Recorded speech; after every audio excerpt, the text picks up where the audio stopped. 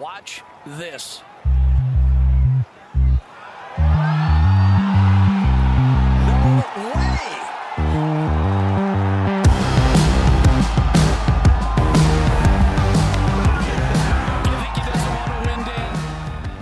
Hello and welcome back to the Cookie Jar Golf Podcast. I am Tom Mills and today I'm joined by Bruce and Fitzpatrick. Howdy. And Sam Williams. Greetings. Gentlemen, how are we? Good, thank you. Very much better good. than Bruce, apparently. Well, Hot day at work, Bruce? tough day in the office, but these things are sent to try us and build character. So, no. What, 9 to 5 jobs? Actually, quite an exciting week in the golf world, I think it's fair to say. And actually sort of come out of nowhere. I don't know if you guys really were expecting to have the sort of agenda list that we have today to talk about, but I feel like there's quite a lot that's happened. The Brooks match? Are you talking about the Brooks match? Is that the excitement? No. Yeah, brilliant. I've fucking fallen flat at one sinker, haven't I?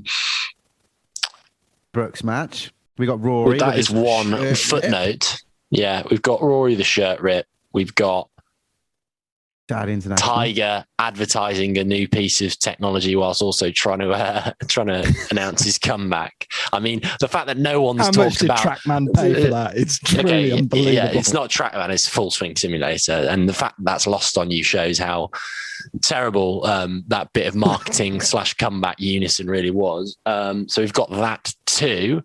We've got some more detail on the Saudi Golf League. Saudi International Golf League, Sam? I feel like you know the nomenclature on that slightly better. No. Okay. They're different things. Okay. The Saudi Golf International. Can we not go down a rabbit hole just yet? Yeah. Let's come back to no. it. Bruce is setting the agenda. This is key. So the salient point, Tiger Woods, Saudi Golf League. What's next, young man? Koepka and DeChambeau, obviously. And then I think there's also just some interesting stuff we can really talk about as far as not just the professional game and also that very interesting 36-hole event we saw on the European Tour. Excuse me, the DP World Tour. It's now been rebranded. Yeah. But also, I think maybe just some natterings about winter golf in general, what it's like, playing this time of year, where we're looking forward to playing, and all the rest of it. So let's get straight into it. As always, Bruce has set us a hard stop, so we need to sort of crack on. And since you've given me about 30 minutes, 24 points in our agenda, we're really going to struggle. So let's start chronologically. Let's go with the Rory Rip. No, I think it's worth starting chronologically, as Tom rightly points out, with the conclusion of the DP World Tour Championship. Obviously, hats off to Colin Morikawa on playing a pretty unbelievable final round. I don't know about you guys, it's sad to see Rory not close it out when there was so much hope and expectation there. I wouldn't even say hope, actually. I think it was more just expectation of like, okay, he's won in Vegas and we're back to the Rory of old. He's just going to go and win this thing by 10 shots, but didn't quite get it done. Great goal from Morikawa, but the rip of the shirt obviously caused quite a bit of engagement on social media. It was weird. Yeah. I mean, last minute play for some pip points, do you think? I think he's gone back and gone, yeah, I need to up my game. I'm not making enough waves in all this, so I just need to go ripping. I mean, I've got a kind of a weird part of it because, like, Justin Thomas came out on social media giving it like, oh, it's really great to see he's got so much passion for the game. And, if you saw that down your local club, what's your reaction to the guy who loses the whatever and rips his shirt and gets all weird? I mean, you don't admire it, do you? It was a really poor Sunday performance, though, wasn't it? Like, I mean, yeah, personally, not a great look. In the interest of being salient, it really does point to a big issue with the Sunday golf. Maybe that's just a one-off. And maybe we just remember the bad Rory rounds on a Sunday. But you do feel like he has one of these up his his sleeve, don't you? No, I'm gonna call you out on that, actually, Sam. I think that's a totally awful take. Okay. I think he's known for having a poor Thursday or Friday, Yeah, and I'd say that. Rory's the master. Everyone talks about this. He's the master Exactly. of like 74, 68, 68, 62, or the 68, 76. 69, 65. Like that's absolutely in his wheelhouse, and I don't think Sunday rounds do necessarily plague him, as you point out. So, having put you in your place there, I actually think one of the most interesting things was just how the shirt itself ripped. I mean, I'm not a sort of street brawler. I can't say I've been in that many fights where I've had a shirt or ripped someone's shirt, but actually just How many fights have you been in, that Bruce? Nike shirt like pulled apart was really quite just quite an interesting one. And obviously, there's a picture of him in the scorer's tent after with like basically his right pectoral sort of missing. I thought it was just quite an interesting thing to see on social media. I can't say I feel strongly about it one way or the other. It was just quite amusing to see, and it's good that he cares about it. I guess it is good that he. It's not good that he. Well, it is good that he cares, but that ripping of a shirt is not an indication of how much you care, because otherwise, like, you'd see people walking off the challenge tour having just sort of missed the ability to go get on the DP World Tour, know what's got any shirt on.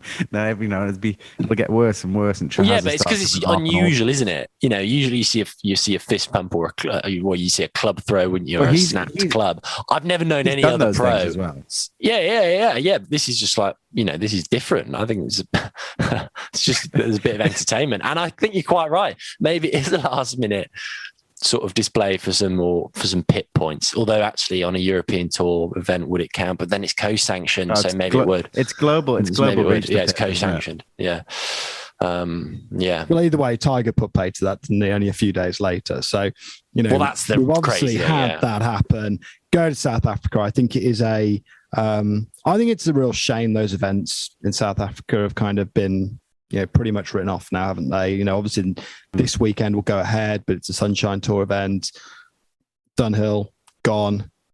They're quite nice watching. It's nice to have them on the same time zone as us.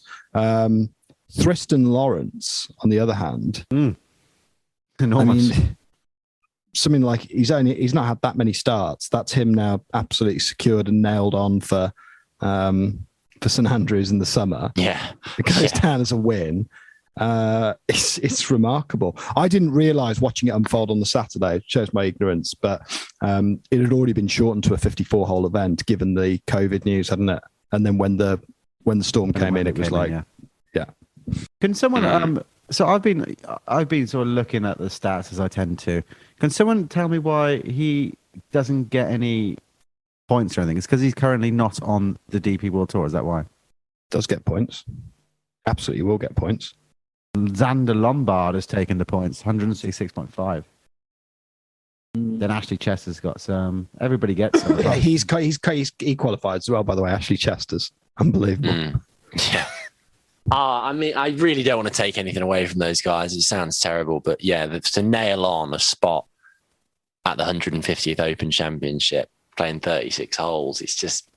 But this all goes back to where they changed the way that the Open qualifier was. So they sort of moved away from the regional Open qualification and went towards this higher profile European Tour, DP Tour, Asian Tour events would get qualification. So it's almost like they were trying to include more of the world, but actually in this case, it's just fallen in a way that it's going to be. Like, instead of an open qualifier, this is what happens. It's unfortunate, isn't it? And it kind of there's real parallels with the John Rahm Memorial incident that we had earlier in the year. I think, no disrespect, it's not an event of the same stature as the Memorial when Rahm was leading by 25 and whatever, and ended up having to withdraw after 3 rounds. But it's just, I guess it's just a sign of the times we're in, really, isn't it? These kind of unfortunate sort of twists of fate we thought would be behind us, but let's hope the tour can sort of not falter too much in the kind of early new beginnings in which it's in. Definitely not the start they wanted, is it? I think it is a real shame for them, but with a bit of luck, it's a few weeks, and then things will naturally settle back down into a rhythm. But it felt like wrong place, wrong time, didn't it? With everything that was going on right there. Great for those boys, though. Yeah, I mean, it's a hell of a result. But I mean, it didn't look like much fun, did it? Kind of getting back out of South Africa. There was a lot of stuff on social media about kind of cancellation of flights. A lot of people, there's not many direct flights going to the UK or people's countries, needing to get back home, multiple tests. Now, because I've got a transfer in, Amsterdam or something like that, people just couldn't get home. And I think that just absolutely sucks. So yeah. Should we talk a little bit then about Tiger? Like we've put it off for a few minutes. I didn't understand that he was trying to launch some new tech. How did I completely miss I'm not it? sure. I think Bruce has probably sort of put two and two together here and come up with 5. I think it's amazing to see Tiger back out. I couldn't believe the coverage that got. But, hang on. Are you really that naive? This is the first comeback video we've seen of him hitting shots. There's a fair old divot pattern there. We've seen him do comebacks in the path race hitting balls. And yet this time, just randomly, there happens to be a new bit of gear at the bottom of the screen, like front and bloody center, What's which is, it's called the full swing simulators, who are the guys who do his indoor simulator, and the indoor simulators are a lot of tour pros, I think, and he's been I think he's been sponsored by them for quite a few years now. They've just released a product, and there's been murmurings of it for months that they're going to try and release a more affordable consumer version of like a Trackman or a GC Quad that's a bit more lightweight and portable, has a few less slightly fewer data parameters. But it's something that is going to be like amazing, take the golf world by storm. And it's been murmured, and this is the first, I think, actual sighting we've had of it. And this is I know he's been injured, but the guy clearly has not lost his eye for a sort of marketing or sponsorship opportunity when one arises. So how could you be so cynical? How can you be so cynical? This is all about seeing the guy back. It's a glorious occasion, isn't it? I can't believe you just think he's just doing it for money. But I don't think anyone's really picked up on that, actually. I don't think many people have really picked up on the launch of the new bit of tech. Probably more people have picked up on the sort of one single leg skin that he's got on his right leg. That there's probably going to be like 50,000 juniors all over the world on driving ranges with one single leg skin on and whatnot. Just Can I maybe put myself in the middle of this slightly? Yeah, I digress. I think it's a little harsh because he knows that thing is going to go. Imagine being sat on that. Imagine pressing the share button on Instagram on that one and thinking, this thing is going to literally go wild. Imagine it sits around. Like, I guarantee you this is going to get a reach of powder keg. 25 mil in the next hour. And it's like, he's obviously going to put some endorsement in it. Why the hell wouldn't he? Like, I can totally forgive that. It's back to your cynicism of naked commercialism. And do you know what? It was great news to see Tiger back in hitting wedges. Kind of, I think a lot of people. That was not a wedge, a short time, but carry on. Okay. Well, you've become you've been a right stickler tonight. But, we've got the Hero World Golf happening this weekend. I think that was probably putting a bit of pressure on kind of the bit of the comeback. He's the host there, isn't he? But and he's making an announcement. Stop the press, but he's addressing the media at 9 a.m.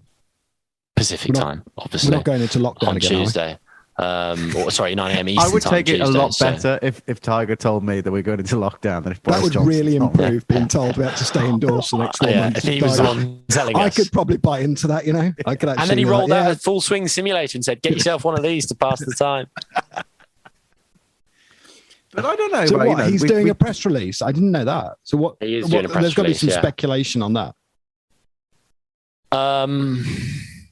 It's only just been announced at the time of recording this podcast. So,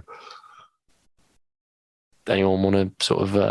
Do you just have Tiger Woods on your like RSS feed, and it just all comes through, and literally every second things happen about Tiger, you get it in your phone. Yeah, exactly. We can speculate. I think we do speculation pretty well on the jar. I reckon he's coming back. I reckon he's playing in the Hero World Tour Challenge. No, surely not. No. He's going to play. No. He's going to do a ceremonial tee shot, a la Jack. But there's been a fair bit of I don't know, copyright infringement going around, hasn't there? Like, I can't get over how many different accounts were managing the same video where they were posting. I mean, if I was Tiger Woods' team, I'd be very, very upset. I'd be looking into Where's that. powder keg, like Bruce says, though, isn't it? People are like, this is just gold. It's amazing how quickly people just jump on it. Yeah, it is a reminder of how much the guy moves the needle. All jokes aside, like, he is the needle. I mean, he literally is the needle. Do you think it could be a pit play? No, I mean, he's like, the players will openly say this, don't they? He should have every penny of the pip stuff. Yeah, of course he should. But if he's not around, then he's not going to get any, is he? I mean, look, forget that for a minute. It's just amazing to watch how much he moves the needle. It's absolutely insane. So yeah, hopefully there'll be a bit of coverage. Hopefully we'll see a bit of him. I'd be really interested to see what this announcement's all about. What are your guys' takes on the event this week? So the Albany event in the Bahamas, 20-man field, I believe. Kind of optimal number. I quite like the limited field events, the no-cut stuff. That might be something. I've had a few weeks where I've not watched tons of professional golf. I feel like we say on every podcast. But no, I do think that with a bit of a drought last few weeks, it's kind of been pretty hit or miss with the fields. Now you've got a concentration of some, top flight talent. There's going to be so much buzz in the air with Tiger kind of, back out into the, out into the wilderness and stuff, and kind of continuous rehabilitation. I think it'll be quite exciting.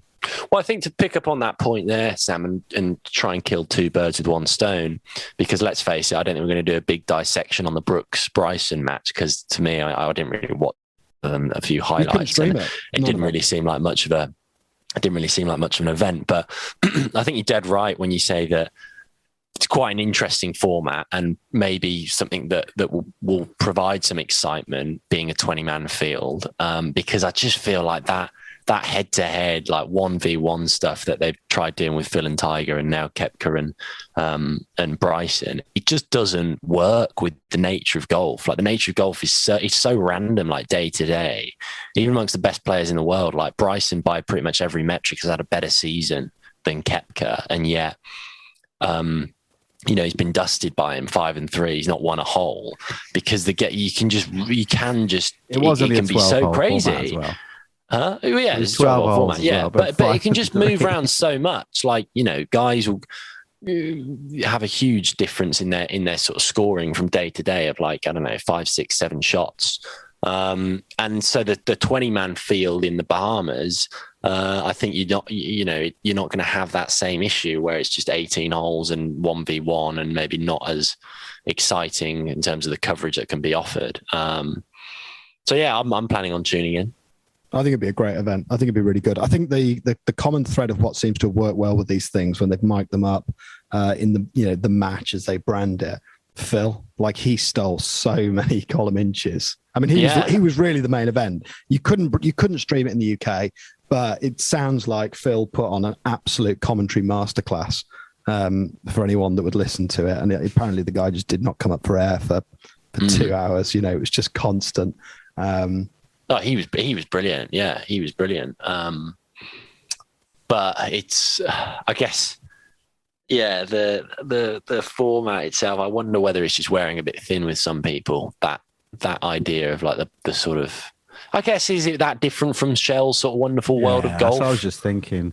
But that, I think they try and make it edgy, though, don't they? It?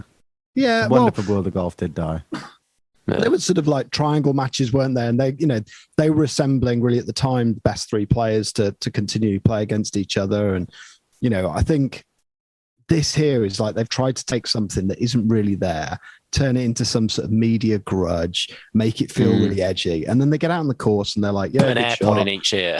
Yeah. Did you see? It's just a bit dilute, isn't it? Did you see what Bryson did on the first tee? No. He was like handing out cupcakes. Brooks Koepka cupcakes. Oh yeah. It's all a bit contrived. Very try hard, wasn't it? Like, just a bit. It's pretty base. It's kind of, I think it's kind of trying to make something out of nothing. I think some of it will work. I personally think it's hit or miss. You know what I mean? You can play a match play against someone. You can have a really close match, or it can be totally one-sided. Not many matches are absolute kind of down to the 18th green. Both have played out their skin. You know, it just doesn't work like that. And I think you've got to be patient with these things. I'd rather they go into a rhythm of just seeing them on occasionally. I think that would be really exciting build up to an event, maybe 18-hole mano kind of stuff. And then you just know that some of them are going to be great and some of them are going to be meh. Yeah, but I think you've hit the nail on the head there. I think I'd probably care more if it were, you know, Rory v JT, for instance, because they're like pals. It's not like this sort of contrived rivalry that they have. That this now we've got beef with each other. We've got to play on the golf course, and that's what's going to solve that. It's like it's just it's like watching sort of two dudes trying to be in the WWE. It's all a bit weird. Yeah. I'd really like to see them fight, actually. I think that would be a brilliant match. that would get more streams. I actually think that would be insane. Yeah. Sorry, Brooks.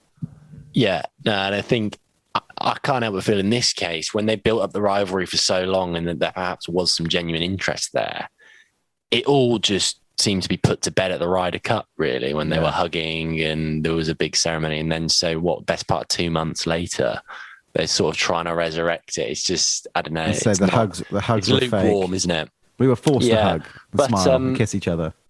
But I think, it definitely begs the question, given that the PGA Tour have given some airtime to it, certainly in their social channels, and they're, drawing some attention to some of Phil's commentary and a few select shots, highlights from the match. I do get the impression the PGA Tour is very much aware of these modified formats and changes to the 72-hole sort of stroke play that is the staple of their tour events. Definitely with one eye on the Saudi Golf League and the news that 11 major winners have just committed to play in that is. I think they obviously need to be looking at different formats and different ways of engaging. Tom's going to give you a dressing down now. So without further ado, stand back for a dressing down, Bruce. Yeah. Brace Here yourselves, comes the everyone. Tom Mills train. So let's get on to this. This event is the Saudi Golf International. This event has always existed. Last year, it was part of the European Tour. Now it's part of the Asian Tour. So specifically, right now, it's got nothing to do with the Saudi Golf League just yet, but I'm sure Apart it will from the fact do. Saudi Golf League own the Asian Tour. I think apart from that, but specifically because they haven't set up, the tour yet. It's just that I get what you mean. They're It's just an playing an established Asian event, tour event is what they're It's doing. not a right new now. event. I get it. Now, going looking at the articles that all came out and everyone, the outrage that happened on social media, I'll just pick out a few names. Abraham Answer, Cabrera Bello, Paul Casey, Bryson DeChambeau, Tommy Fleetwood, Sergio Garcia, Tyrrell Hatton, Jason Kokrak, Shane Lowry, Phil Mickelson, Kevin Na. The list goes on. DJ played in it as well. Scott, DJ, Varner third, Stenson. Right. So I got this news. I thought that's quite interesting. Let's see how many of those played last year in the exact same event. So they announced 24. How many of those 24 played in the exact same event last year? Bruce. But this is again like it's a bit of a. I don't know the point you're trying to make because there's no PGA Tour or European Tour points on offer for this event now. Now that it's no longer sanctioned, so there's clearly a monetary reward. Would have OWGR. that's stringing them together. It's got one of the biggest OWGR. Yeah, it's got one of the biggest OWGR. And under the new attachments to it. WGR rules, which are being phased in, then there's some more points perhaps on offer than would be. But let's face it. The answer is 17, Bruce. So of the 24, 17 of them played last year. The only ones that didn't were Jason Duffner, Joaquin Neiman, Louis Oosthuizen, Xander Schauffele, Adam Scott, Harold Varner III, and Bubba Watson. So what's this telling you then? It already had. It was an event that was already getting the best players in the world. It had DJ, it had DeChambeau, it had Fleetwood. It's got all these. Well, DJ was the defending champion, wasn't he? There are a few players that weren't announced that were going that did play last year when it was a European tour, like Tony Finau, Justin Rose, Bob Mack, Christian Bezuidenhout. And I wonder if it says more about those guys than it does about the guys that are going. Are they? I'm not saying that they're not going to be there. It just wasn't announced that they were going to be there. But maybe some of those guys, like Justin Rose, for instance, is heavily sort of put his chips on the PGA Tour. I wonder whether he's just thinking, I'm sticking with the PGA Tour and I don't want to rock the boat. And Danny Willett, another one, Patrick Reed, Matt Wallace. Matt Wallace is playing a lot of PGA golf. I wonder whether they've said, no, I'm not doing that because I don't really want to rock the boat. I don't really know. No, but- there was some social conscience stuff in there for sure. So I know a few of the guys, there was some backlash last year due to the kind of Saudi regime. And there was a bit of, I think some of that is social conscience driven, if I'm honest. The reason the event has been popular with those players in the past is because they just get ridiculously high appearance fees. So I seem to remember DJ went out and won it at a clip last year, earlier this year, rather. He was also the recipient of a massive appearance fee. I think his appearance fee was like 3 times as much as what he got for winning. It was now the interesting part to this is that the PGA Tour still does not recognize the Saudi Golf League and has said that it won't give waivers to players to miss their event. So this event will clash with the AT&T Pro-Am, the Pebble Beach event, which, if you remember earlier this year, was like kind of a non-event for the same reason. Like there was loads of players missing from the field. It was really dilute. And yeah, I think they've got until 30 days before the event. So where does that take us? Pretty much straight to the start of the new year. So we'll find out in the next 4 weeks, would be my guess. What's going to happen with the PGA Tour? Are they going to give the players permission to play in that event or not? And that's the really interesting part of this, because now, whilst there is a bit of this, like, yeah, I get it. People are making a headline out of, you've got these 24 people playing in it. Those 24 players could play in it last year, consequence free. They can't right now as things stand. Okay. Yeah. But on that note, Sam, just to clarify, they can skip PGA Tour events. Obviously, they can choose which ones to play in. What are you saying that you need? I'm not permission, sure what the concessions are. Are you saying it's different to just taking a rest week because they're actually playing in a different event? That's what your point is. It's like, it's not just a case of, because obviously there are fairly strict requirements in terms of the number of events, or a minimum number of events you have to play to keep your card and all the rest of it. And if what you're saying is if you're going to take that week off, fine. But if you're going to go and play you're going to go and play professional golf for money somewhere else, that needs to be approved by the PGA Tour. If that's Correct. the case, then then this is going to be a really interesting few weeks to see how they react to it. But I think, kind of just to piggyback off what you're saying now, I think the fundamental point remains the same, which is here's a collection of guys who are, rightly or wrongly, kind of driven by financial incentives when it comes to where they play their golf. Yeah. I mean, arguably, it's been like that for years, except it wasn't in a place with like a shocking human rights reputation. Like, they've all gone to the PGA Tour because that's where the most money is, and possibly the stronger field. But yeah, I think that they kind of go hand in hand. Yeah. I don't think you can, like, it's really tricky to sit here and kind of chastise the pros for taking a lot of money to go and play in it. Yeah, I think it's a shame because of where the money's coming from and because of some of that events and where they're going to end up playing their golf and what it possibly does to the PGA. But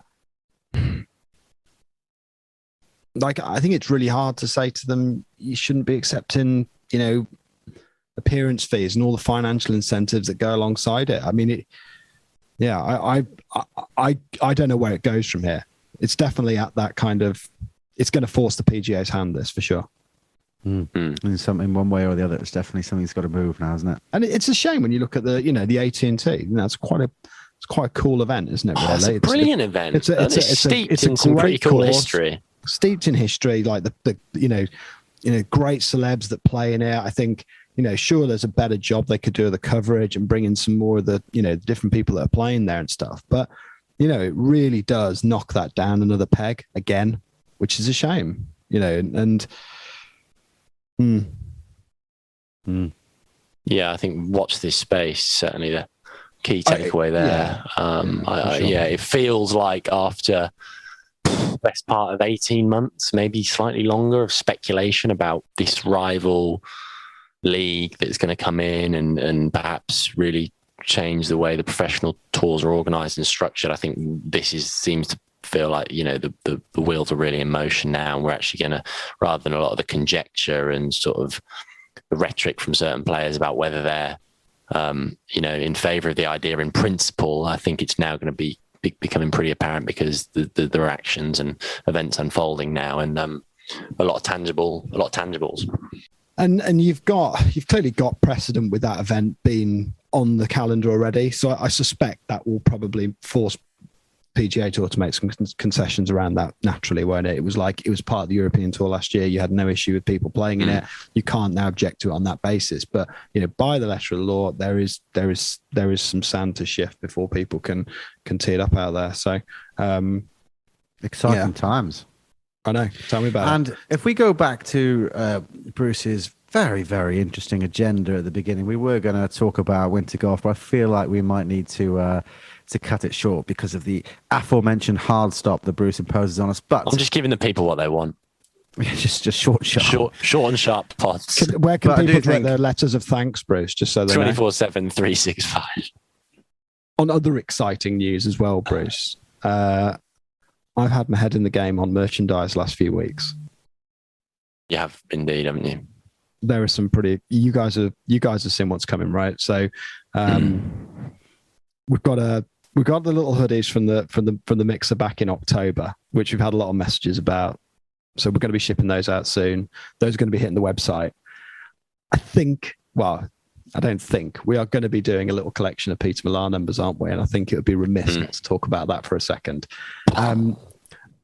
I would say almost like a little favourites collection here. So we've got, the kind of every person's Peter Millar wardrobe, the nice little quarters it. But a few of your little favourite cotton numbers are in there as well, aren't they, Bruce?